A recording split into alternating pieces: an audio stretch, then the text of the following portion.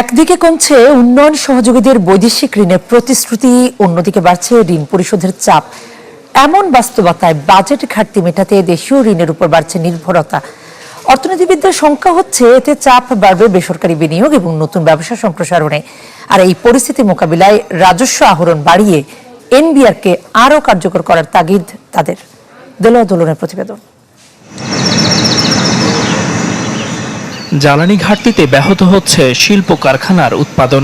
অলস বসে আছে প্রায় অর্ধশত বিদ্যুৎ কেন্দ্র, যার প্রভাব পড়েছে ব্যবসা পরিবেশে। মিলছে না কাঙ্ক্ষিত দেশি বিদেশি বিনিয়োগ। এমন অবস্থার মধ্যেই মরার উপর খাড়ার ঘা হয়ে দাঁড়িয়েছে বিদেশি ঋণের চাপ। অর্থনৈতিক সম্পর্ক বিভাগ ইআরডি বলছে, বিদায়ী 2025-26 অর্থ বছরে পরিশোধ করতে হয়েছে রেকর্ড পরিমাণ ঋণ, যার পরিমাণ প্রায় $5 বিলিয়ন। আগের অর্থ বছরে যা ছিল $4 বিলিয়ন। বিপরীতে কমেছে বিদেশি ঋণের প্রতিশ্রুতিও, মাত্র $5.25 বিলিয়ন, যা গেল 14 বছরের মধ্যে সর্বনিম্ন। লোকাল মার্কেট থেকে ঋণ করেছে সরকার হিউজ।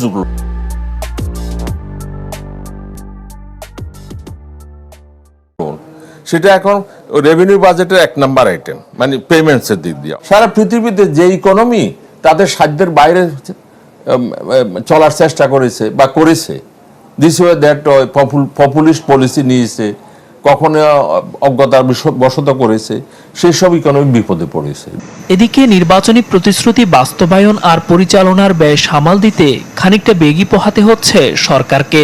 বাড়ছে দেশীয় উৎস থেকে ঋণ নেয়ার ঝোঁক।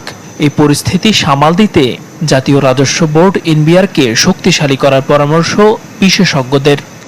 ঘাটতি সীমিত রাখা, ব্যয় বাড়িয়ে, তাহলে তো আপনার রাজস্ব আদায় বাড়াইতে হবে। প্রাতিষ্ঠানিক সংস্কার, যেখানে বিশেষ করে ব্যাংকিং খাতে, জ্বালানি বিদ্যুৎ খাতে, ট্রেড লজিস্টিক্সের ক্ষেত্রে, বিজনেস রেগুলেশনের ক্ষেত্রে, এইখানে যদি আমরা কিছু দ্রুত সংস্কার করতে পারি, যেটা কস্ট অফ ডুইং বিজনেস কমিয়ে দেবে, তাহলে অর্থনীতি সম্প্রসারিত হবে, রাজস্ব আদায় বাড়বে।